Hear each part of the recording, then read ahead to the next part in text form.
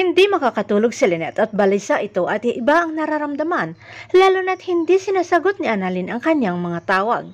Kaya sinamahan na rin ni Josa at siyang Susan si Lynette. Pero gulat sila nang pumasok si Annalyn sa kanilang bahay at may pagtataka sila kung bakit umuwi ito sa kalaliman ng gabi at hindi man lamang hinatid ng kanyang tatay RJ.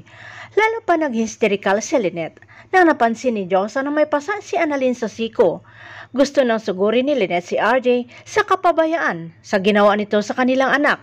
Lalo na sinabi ni Annalyn na muntik na siyang sinagasaan ni Zoe. Niyakap na lamang ni Annalyn ang galit na ina hanggang sa makatulog na rin ang pagod na doktora. Tinawagan naman ni RJ si Annalyn at dahil tulog na ito ay kinuha ni Lynette ang telepono ni Annalyn at lumabas ng kwarto.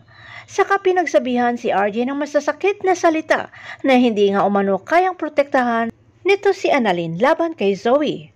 Sinabi naman ni Lynette na paulit-ulit na lamang ang ginagawa nila Zoe at Moira ang pananakit sa kanila at muntikan na ring mamamatay.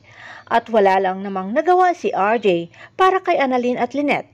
Dagdag sinabi ni Lynette na kahit isang sorry ay hindi man lamang humingi sila Zoe at Moira sa kanila.